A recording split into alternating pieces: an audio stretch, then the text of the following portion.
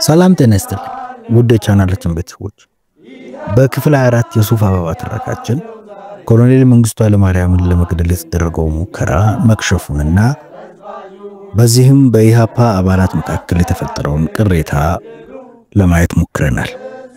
ዛሬ ደግሞ ተከታዩን ክፍል አብረን እናያለን። አብራችሁን ቆዩ።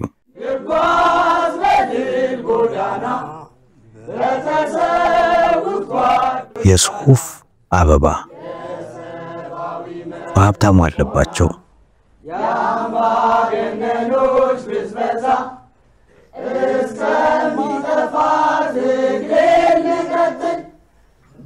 አዲስ አበባ መስከረም ከጠባ ጀምሮ ያጣችውን ሰላም መልሳ አላገኘችም።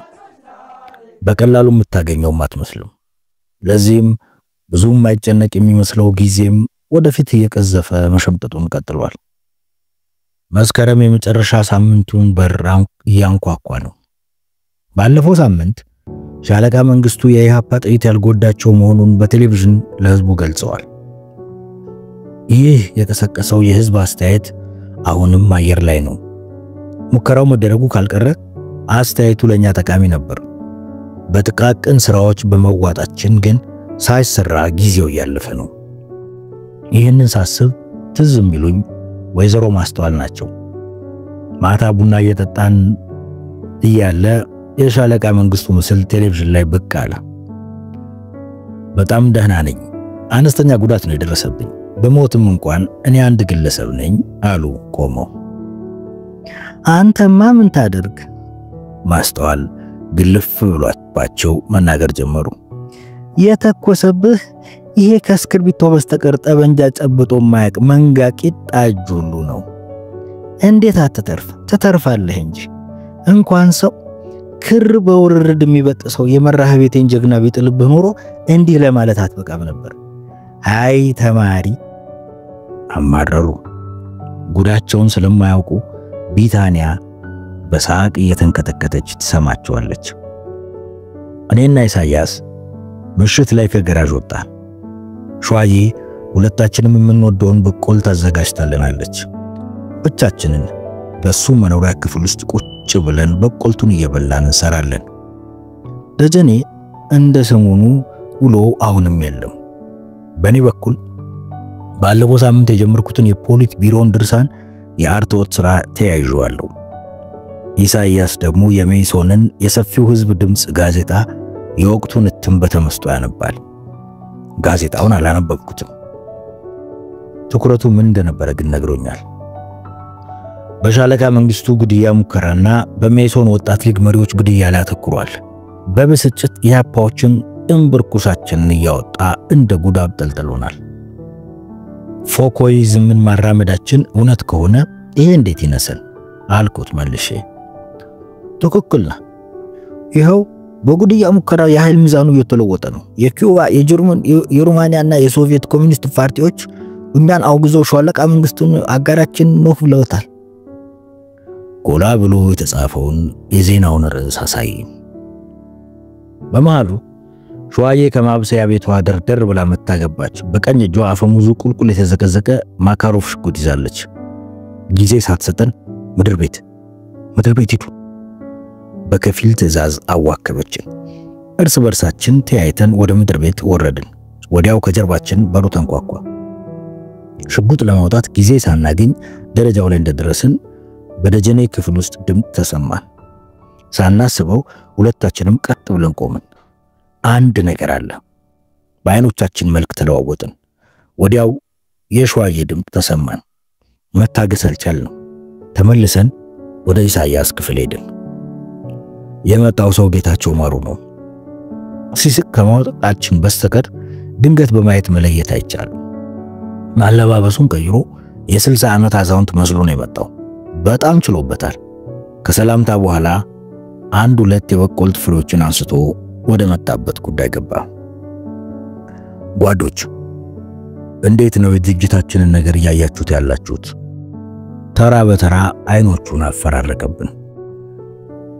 እንዴት ማለት? ልቤ ያወቀ በይሉንታ ብቻ መልሼ ጠየቅኩት። ይሄ አጥቅቶ መከላከል ብለው የጀመሩት ቀልድን ገፉበት እኮ። የእናንተን አቋም ስለማውቅ በግሌ እንመካከርበት ብዬ መምጣቴ ነው። መይሶኖች እኛን እያጠቁ ያሉት የኛዎቹ ሰዎች አጋነው የሚያወሩትን ያክል አይደለም። ለዚያውም የኛ አባላት በየስብሰባውና በየሰልፉ ለሚቀሰቅሱት ረብሻ በቂ አጸፋ አልሰጡም። እየተነኮስናቸው ያለነው እኛ ነን። አሁን ደግሞ የመይሶን አመራሮች መርካቶ የሚያደርጉት ስብሰባቸው ላይ በቦምብ አንድ ላይ ሊያጠፋቸው እያሴሩ ነው። እኔ ኢሳያስና ሸዋዬ በድንጋጤ እርስ በእርስ ተያየን። ለአፍታ የሰፈነውን ጸጥታ የገረሰሰው ኢሳያስ ነበር። ዋ ምንድነው ይሁሉ ነው ስግድያ? ለመሆኑ ብርሃነ መስቀል ይፈጠር ያለው ፍርድ ሰጪ አካል ተቋቁሞ ነው የሚወሰደው ወይስ ወታደራዊ ኮሚሽን ቡቻውን ገፋበት? ምንድነው ያደረጋችሁት? የምን ፍርድ ቤት የምን ኮሚሽን አመጣ? እስካሁን በኮሚሽኑ ስም ውሳኔውን የሚሰጡት ሁለት ግለሰቦች ናቸው፣ ጓድ ተስፋይና ጓድ ዘሩ ብቻ። ከበቀደም ወዲህ ደግሞ ስልጣኑን ለበኔ ቀጠና ኮሚቴ ሰጥተውታል። ከ15 ቀን በፊት አሳውቃችሁ እርምጃ መውሰድ ትችላላችሁ አሏቸው። አንዳንድ በኔ ቀጠናዎች ትዕዛዙን አከበሩ። ሩቅ የሆኑት ግን ምንም ሳያሳውቁ እየገደሉ ነው። ጎንደር 7 ሰዎች፣ ወሎ 4፣ ሲዳሞ 6 ሰዎች ተገለዋል። ለመሆኑ የግድያው ምክንያት እኛ ስለተጠቃን አጸፋ መመለስ ነው ወይስ ከኛ የተለየ ሐሳብ ያለው ሁሉ ጠላታችን ነው ማለታቸው ነው? መጪው ጊዜ ሲያስፈራኝ እንዳልነበረ ሰው ሁሉ ጌታቸውን የጭንቀት ጥያቄ አነሳውለት። ይሄማ ግልጽ እኮ ነው፣ አላምረው። ፎኮይዝም እየዋለ እያደረ ሲሄድ የሚከተል ባህሪ ነው። ሰላማዊ ሰዎችን ለምን ገላመጣችን ብሎ መግደልም ይመጣል። ከዚህ ሁሉ መዘዝ ያመጣብናል ብዬ የፈራሁት ግን የነገውን ግድያቸውን ነው። 14 ሰዎች መኢሶን ስለሆኑ ብቻ በአንድ ቦምብ ሊገደሉ ነው። እና እናንተ ዝም ብለን የሚል አቋም ነው ያላችሁ? ጠበቅ አድርጎ ጠየቀን። ታዲያ ምን አማራጭ አለ? የራሳችንን ታጣቂዎች ተው ብንል ድርጅታዊ ስርዓት አልበኝነት ይሆንብናል። መኢሶኖቹን በቦታው አትገኙ ብንል ደግሞ አሻጥር ወይም አንጆኝነት ይሆናል። ጉድያ አይፈጸም ተከራክረን በድምጽ ብልጫ ስለተሸነፍን አማራጭ የለንም። ትክክል ባይሆንም ዝም ብለን ማየት ነው ያለብን ኢሳያስ መለሰለት። ሸዋዬ በጭንቀት ተውጣ ቆይታ ከወሬያችን ወጣ ያለ ነገር አነሳች። ኢሱ በማለት ትክክል ነው። ነገር ግን ግድያው የሚያመጣው ውጤት የማይጠቅመን ከሆነ ለምን አንድ ነገር አናደርግም? ለምሳሌ ለመኢሶኖች ዝርዝር መረጃ ባንሰጥ እንኳን ሌላ ዘዴ አለ። በከንቱ የሚገደልና የምናውቀው ሰው ካለ በደፈናው አትሂድ ማለት ማንም አይከለክለንም። ይሄ ማህበራዊ ጉዳይ ነው፣ ፖለቲካ አይደለም። ፈርጠም ማለች። የሸዋዬ መፍትሄ ብዙ አላረካኝም። አንድ ነገር እንዳስታውስ አደረገኝ። ብሩክታዊት ትኖርበት ይሆን? ፍርሃት ደርሶ ሰፈረብኝ። አሁን ከጌታቸው ጋር የምንነጋገርበት መንፈስ በራሱ በአንጀኝነት ምልክት እንደሆነ አላጣሁትም። አንጀኝነትን በፍጹም ማልደግፈውና የማልሞክረው ጉዳይ ነው። ብሩክታዊትን ሳስታውስ ግን የአንጀኝነትን ትርጉም የመከለስ ዝንባሌ ያደረብኝ። የመኢሶን አባል ስለሆነች ብቻ ለምን ትገደላለች? ጥያቄ መልሱንም ጭምር ይዟል። በረጅሙ ተንፍሼ ጌታቸውን ትኩር ብዬ ያየው ድንገተኛ መሆኑ በደንብ የሚታወቅ ጥያቄ አነሳውበት። የሚገደሉት ሰዎች በስም ዝርዝር ታውቋቸዋለህ? ምን የመኢሶን መሪዎች ካልክ የስም ዝርዝር እኮ አያስፈልግም። በእርግጥ እነዘሩ ለግድያው የቋመጡት መስፍን ካሱ አብሮ ይገኛል ስለተባለ ነው። የሚገርምህ የጠቀሱት ወንጀል አስቂ ነው። ኢህአፓን ለማስመታት እቅድ ያወጣው እሱ ነው ካሉ ይሄ በቂ ነበር። የሚሉት ግን መኢሶንን ለመጀመሪያ ጊዜ ከደርግ ጋር ያስተዋወቀ እሱ ስለሆነ ይመታ ነው። ለነገሩ ከቁጥጥር ወጥቶ ትክክለኛ ፎኮይስት መንገድ ይዟል ለምላችሁም ለዚህ እኮ ነው። የጌታቸው ድምጽ በቅሬታ ቁልቁል ወረደ። እውነትህን ነው? የራሴ ባልሆነ ድምጽ ጮኬ ወደ ሸዋዬ ይዞራል። በዚህ አይነትማ እነ ብርክትን አይለቋቸው ማለት እኮ ነው።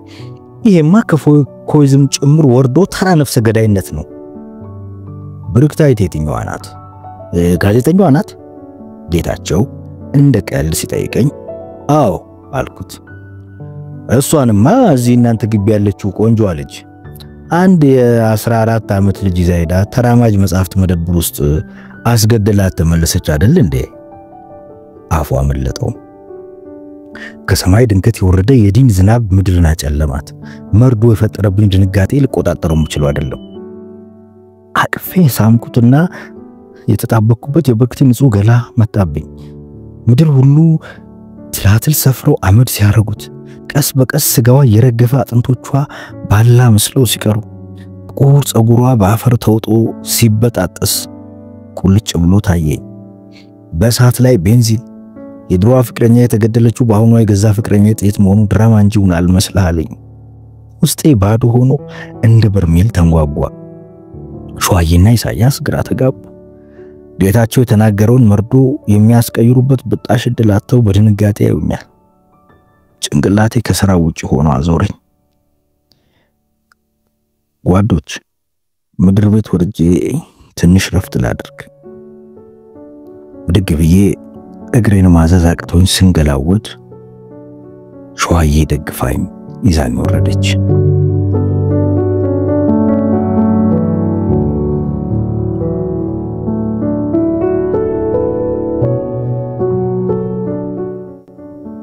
ባለፈው ሳምንት ቀጨኔ ሄጃለሁ ብላኝ ስታንከራትተኝ ያመሸውበት ቀን የካቲት 12 ሆስፒታል ለቅሶ አጥቻት ስመለስ ቢታንያ ዘና ብላ ያደረገችልኝ አቀባበል ግጥምጥም አለብኝ። ያ መዘዘኛ ቢጫዋ ቦርሳዋ መጣብኝ። አንጀቴ ከሁለት በሶስት ተጠፍ ጉምድምድ አለ። ይህ ልብ ወለድ ታሪክ የመሰለ ድርጊት የተፈጸመው በመቶ ሺህ ከሚቆጠሩ የነዋሪዎች ባሉባት አዲስ አበባ ውስጥ ነው። ጨርሶ የማይተዋወቁ ፍቅረኞች የተገዳደሉ ብዬ ብናገር እስቲያውን ማን ያምነኛል? ፖለቲካ እንዳስማት ነው። አጥፊንና ጠፊን ከየትም አምጥቶ ያገናኛል። ሻለቃ መንግስቱ ኃይለማርያምንና ጀነራል አማን አምዶምን የውትድርና ዘመናቸው አገናኛቸው። ፖለቲካ ገዳይና ሟች አረጋቸው። ቢታንያ እንኳን ብርክቲን ሻለቃ መንግስቱንም ለመግደል ሲሄዳል ነበር። ድርጅት ስጡንና ራሻን እንገለባብጣታለን ሌኒን ጥሩ ብሏል። ኢህአፓን በዚህ እምነት ተቀላቀልኩትና ወደድኩት። አሁን ግን ኢህአፓ ድርጅት ስጡንና ኢትዮጵያን እንበጠብጣታለን ሆኖብኝ አረፈው። የለውጡ ሂደት ሁለት ጉልህ ልዩነቶችን አሳየኝ። የመጀመሪያውና ኢትዮጵያን ሊገለባብጥ የተነሳው ኢህአፓ የብርሃነ መስቀል ኢህአፓ ነው። ሁለተኛውና ኢትዮጵያን ሊበጠብጥ የተነሳው ኢህአፓ የዘርኡ ክሽን ኢህአፓ ነው። የመጀመሪያውን ኩነኔ የፈጸመ አምሮ የሚከተሉትን ወይም የሚቀጥሉትን ኩነኔዎች ቢፈጽም ድርሻው ነው። የሚገርም አይሆንም። ሐዘኔ ከበደ። ምን ያክል ጊዜ አልጋዬ ላይ እንደቆየው አላውቅም። ስገምት ግን ከአንድ ሰዓት ተኩል በላይ ይሆናል። ቢታንያ በርበሩን ያየች መቅበጥበጥ ጀምራለች ማለት ነው። የመሄድ ፍላጎቴ ከዳኝ። አይምሮዬ ቢታንያን ማሰብ ለመጀመሪያ ጊዜ አስፈራው። ይሄኔ እሷ ደግሞ ቀረብ ላይ ያበደች ይሆናል። የፈራሁት ነገር አልቀረም። ሸዋዬ የተንደረደረች ስትመጣ ኮቷ ተሰማኝ። አንተ አላምረው ትከሻዬን ይዛ ስትወዘውዘው ቀና አልኩ። ትልቅ ሰው አይደለ እንዴ? ፖለቲካ ምን እንደሆነ አዲስ ነገር ሆነብህና ነው ተመልሰህ ሕፃን ልጅ የምትሆነው? በቁጣ ጮኸችብኝ። አይ ሸዋ ትንሽ ልረፍ ብዬ ነው። ምን ነው ችግር አለ እንዴ? አይኖቼን እያሻሸው ተንተባተብኩ። ደግሞ ችግር አለው ትለኛለህ? ልጅቱን ወይ ቀድማ አልመጣም አላልካት? ተረበሸች እኮ። አሁን ለሶስተኛ ጊዜ ነው ሳይረን ያስተወችው። ይሄ ጊዜ ያመጣብን ፈተና ነው። የሞተችው ሞታለች፣ ያለችውን አታሰቃያት። ሸዋዬ ትክክል ናት። ብሩክታይትና ቢታንያን የት ይተዋወቃሉ? ያገናኛቸው ጠማማው የድርጅቴ ፖሊሲ ነው። ቢታንያ ተልእኮን ተወጣች እንጂ ነፍስ አላጠፋችም። ራሴን አሳምኜ ካልጋ የተነሳው አንድም ቃል አልናገራትም። እንዲያውም ፍንጭም አላሳያት። ባይሆን ከዚህ በኋላ ከግድያ ተልእኮ የምትወጣበትን ጥያቄ እንድታቀርብ በብዙ መንገድ ላሳምናት ሞክራለሁ። ተነስቼ ወደ ላይ ቤት ወጣው። ጌታቸው ሄዷል። ኢሳያስ አልጋው ላይ ተጋድሞ ጋዜጣ እያነበበ ሲጋራ ያጤሳል። ተሰናብቻቸው ልወጣ ወደ በሩ ሳመራ መዝጊያው ከውጭ ተንኳኳ። ቆም አልኩ። ሸዋዬ በቅልጥፍና ከማብሰያ ክፍሏ ወጣ መጣች። ደጀኔ ነው ደጀኔ ነግራን ሄዳ ከፈተችው። ደጀኔ ሲገባ ሌላ ሰው መስሎን ሁላችንም ደነገጥን። መላ ሰውነቱ በአመድ ተለውጧል። የግራ እጁ ክንዱ በጀርባ በኩል በደም ተሸፍኗል። ሱሪው ከሁለት ተገንጥሎ ሙታንታው በከፊል ይታያል። እንደገባ ለአመል ያክል ብቻ ሰላም ብሎን ወደ ማደሪያ ቤቱ ገባ። ግራ በመጋባት ተውጠን ተከተልነው። አንድ ችግር አለ። የአጥቅቶ መከላከል ፖሊሲ መዘዝ። የሁላችንም ልብ ይሄንኑ እንደምታዜም ሳንነጋገር ተግባብተናል። ጭንቅላቱን በሁለት እጆቹ ግጥም አድርጎ ይዞ መሬት ላይ አቀርቅሮ አገኘነው። ሸዋዬ አጠገቡ ተቀምጣ ታነጋግረው ጀመር። ደጀኑ ሰላም አይደለም እንዴ? ተፈጠረ? እባክሽ ተልኮ ይዘን ይሄድን ነበር። በመሃል ፍቅሬ መረድ የሚባለውን ሜሶን ሳናስበው የሆነ ቦታ አጋጠመን። ልናልፈው አልቻልንም። እሱን ገድለን ለማምለጥ ስንሞክር ቦታውን አናውቀው። በቃ ዝም ብለን በደመ ነፍስ ወደ አንዱ ሰፈር ሮጥን። ምንም ያክል ግንብ ከፊት ለፊታችን ተገትሮብን ቁጭ። ያው እኔ እንደምንም አመለጥኩ። ይትባረክ ሕዝቅያስን ግን ያዙት። ይትባረክ ሕዝቅያስ? ሸዋዬ ከዋለች። ይትባረክን ሁላችንም እናውቀዋለን። አንዳንዴ የዲሞክራሲያን ቅጽ ለመውሰድ ይመጣል። የኢህአፓ ማዕከላዊ ኮሚቴ አባል የሆነው የጸሎተ ሕዝቅያስ ወንድም ነው። በድርጅቱ ጥሪ ከአሜሪካ ከመጣ 6 ወር ይሆነዋል። ልባችን ተሰበረ። የሱፍ አበባ ተፈጥሮ የደለደለችላትን የህልውና ምንጯን ፀሐይን አሻፈረኝ በማለቷ አበቦቿ መርገፍ ጀምረዋል። ዮሴፍ አዳነና ፍስሐ ጉልበቷም እየደከመ መጣ። እናም ይኸው የሱፍ ጥሬዎቿ ቅር እያሉ እየወደቁ ነው።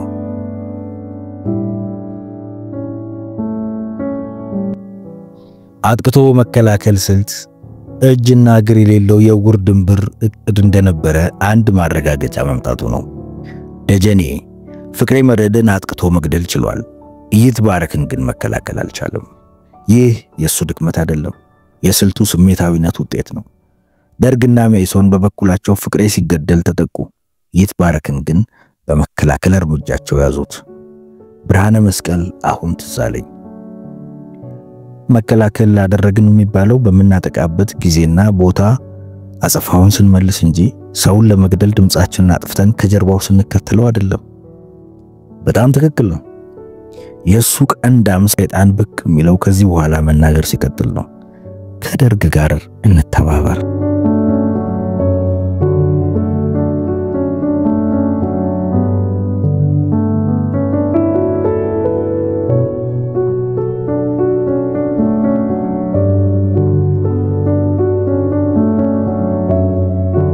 ቁርስ ላይ ወደ ምድር ቤት አመራው። ሸዋዬና ኢሳያስ በድሌ የታሸ ስንዴ ቂጣ በወተት እየበሉ አገኘዋቸው። ደጀኔ የለም። ከቅርብ ጊዜ ወዲህ የደጀኔን ቤት መሆን ወይም መውጣት የፖለቲካ ሙቀት መለኪያ አድርጌዋለሁ። ሳይኖር ሲቀር በሆነች የአዲስ አበባ ቀበሌ አንድ ነፍስ የጠፋች እንደሆነ እንዳሰብ ስለምገደድ ቅፍፍ ይለኛል። የደረስኩት ስለ ብርክቲ መገደል እያወሩ ሳለ ነበር። ርዕሱን ሳይቀይሩት ቀጠሉ። ሸዋዬ ወደኔ አተኩራ ያየች ታናገረኝ ጀመር። አላምር አንተ በእኔ የምትመከር ሰው አይደለም። አንድ ብለህ የብርክታይትን ነገር ለቢታንያ እንዳታነሳ። እኔ አዲስ አበባ ድንበር የሌለው ሰፊው ቃኑስ ነበር መስለኝ። ለካስ ጠባብ ነው። የድሮ ፍቅረኛዬን ያስገደልሻት አንቺ ነሽ ብትላት ቢታንያ ጨርቋን ጥላ እንደምታብድ ወቅ አበክራ አስጠነቀቀች። ዋ ምን ማለትሽ ነው? ሶመሬ ህፃን አደረግሽው እንዴ? ኢሳያስ ስጋቷን አጣጣሉ። ይሱ ኤኮ ዲያሎግ ሎጂክ ምክንያት አይነት ምናምን የለውም። ሰመረ ብርክታይትን የተለያት በተለ አይደለም፣ በድርጅት ትእዛዝ ነው። ይህ እንኳን ብርክታይት ስትሞት ይቅርና እንዲሁም ቢሆን እየዋለ ያደር ጸጸት ይፈጥራል። አሁንም በፍቅር ላይ ያለው ማስገደልቻት ከተባለችው ከቢታንያ ጋር ነው። ቤትም ደግሞ ልቧ ድረስ ዘልቅ ያቃታል። ለፍቅር ሟች ነች። በሆነ አንድ ስሜታዊነት ድንገት ካፉ ቢያመልጠው በቃ ቦምቡ ፈነዳ ማለት ነው። ሸዋዬ ስጋቷን አጠናከረች። ትክክል መሆኗን ልቤ ይነግረኛል። ሞትና መታሰር እየጨመረ ሲመጣ ሆድ ባሰን መሰለኝ። እንነፋፈቃለን። በተለይ የደጀኔ ነገር ከልብ ያሳስበናል። ሸዋዬ አንድም ጊዜ መጨረሻው ጥሩ እንደማይሆን ከመናገር ተቆጥባ አታውቅም። መንግስቱ ኃይለ ማርያም ቁስሉ ተሽሎት ቢሮ ተመልሶ የገባ ቀን ነው። ሰሞኑን ተደጋግመዋለች። ከሁለት ቀን በፊት ጎፍጣላ ነው። ኢሳያስ ሲጋራ እየለኮሰ ጣልቃ ገባ። አሁን ባለው ስልጣን ምንም ማድረግ የሚችል አይመስለኝም። አርፎ ቁጭ ይላል ብዬ ግን አላምን። መፈንቅለ መንግስት ሊያስብ ይችላል። በደርግ ስብሰባ ላይ መሳሪያ ታጥቆ መግባት ተከልክሎ ነበር። እሱ ከቆሰለ በኋላ ግን እንደገና እኮ ተጀምሮ ብሎ ነገሩ። እኔ ግን ነገሩ አላመረኝም። ስጋቴን ገለጽኩ። ጓድ ዘርኦስ ነግረው ምንም የሚያሳስብ ነገር የለም አለኝ። እንግዲህ ዝም ብሎ ማየት ነው። ሸዋዬ ለኢሳያስ ስጋት የሆነ መልስ ልትሰጠው ስትል ጣውላው በር ተንቋቋ። ጆሮአችንን ወደ በሩ አቀናን። እኔና ኢሳያስ ከራሳችን በስተቀር የሌሎችን ኮድ አንዱንም አናውቀው። ስለመጣው ሰው የምትነግረን እሷ ናት። አይን አይኗን አየናት። ደጀኔ ነው። ሄዳ ከፈተችለት። ሰላማዊ ረፋድ እንዳሳለፈ መገመት አልተቸገርንም። ሸዋዬ ቁርሱን እስከምታመጣለት እኛ ያስተረፍነውን ቂጣ መብላት ጀመረ። ሻይ ቀርታለች። ስትቀመጥ ወሬ ተጀመረ። ደጀኑ እንዴት ነው? የዛሬ ጠዋት ተልእኮ ወይ ከሽፏል ወይ በደንብ ተሳክቷል። ከመስከረም በፊት የነበረውን መረጋጋት ነው ይዘህ ተመለስክ። ትክክል ነኝ? ፈገግታ ያሳየችው ጠየቀችው። ደጀኔ የኮረኩሩትን ያክል ከት ብሎ ሳቀ። ሸዋ እንዴት አወቅሽ? ከሳቁ ጋር እየታገለ ጠይቋት መልስ ሳይጠይቅ ነገረን። የሜሶን ስራ አስፈጻሚ መርካቶ ይሰበሰባል ተብሎ ሄደን ነበር። ጭጭ ልናደርጋቸው ስንደርስ ባዶ አዳራሽ ጠበቀን። ደውለን ኮማንደሩን ስንጠይቀው መረጃ ሳይደርሳቸው አልቀረም ማለት። ሶስታችንም በአንድ አይነት ደውል ሳናስበው የጮህብን ነው የመሰልነው። ዞር ዞር ብለን በብርቱ ግራ መጋባት በአይኖቻችን እርስ በርስ ተጠያየቅን። መረጃ ደረሳቸው። ጌታቸው ማሩ። ለአፍታ በጥልቀት ጸጥታ ተያየን። ቀጭን የስጋት የጥርጣሬ የፍርሃት ወጀብ አንቀጥቅጦን አለፈ። በደጀኔ ፊት ምንም መነጋገር አልፈለግንም። እንዲሁ በየግላችን ስናስበው ግን ከጌታቸው ማሩ ትከሻ መውረድ አልቻልንም። በመሃሉ ትኩረታችንን ያስቀየረ ነገር ኃይለኛ ጫጫታና የኡኡታ ድምጽ ከቅርብ ርቀት ተሰማን።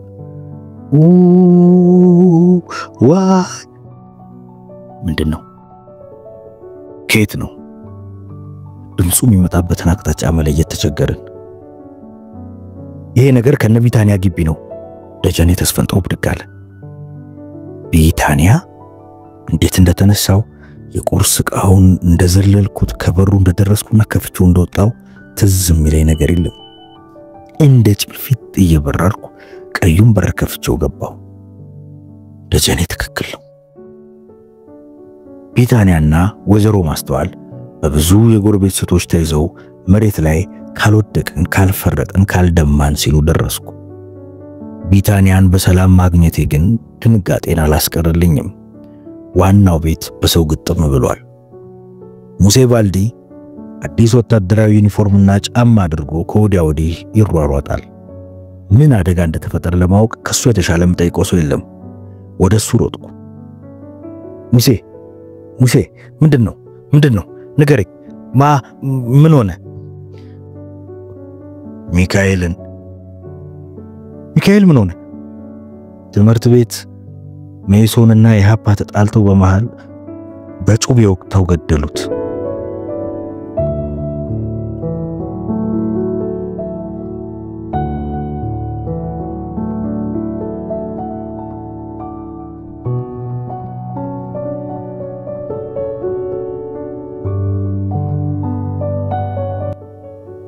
እንግዲህ ውድ የቻናላችን ቤተሰቦች ክፍል 25 ይህንን መስሎ ተጠናቋል። የኢህአፓ የአጥቅቶ መከላከል ስልት በርካታ ሰዎችን ወደ ሞት እየወሰደ ነው። የሜሶን አባላት፣ የደርግ አባላት፣ የኢህአፓ አባላት እንዲሁም ምንም የማያውቁት ህፃናት ወደ ሞት እየተጋዙ ነው። ቀጥሎስ ምን ይፈጠር ይሆን? በክፍል 26 እንከታተላለን። አብራችሁን ስለቆያችሁ ከልብ እናመሰግናለን። ላይክ፣ ሼር፣ ሰብስክራይብ እንዲሁም በአስተያየት መስጫው ላይ አስተያየት መስጠቶትን አይርሱ። ዘውድ ቲዩብ እናመሰግናለን።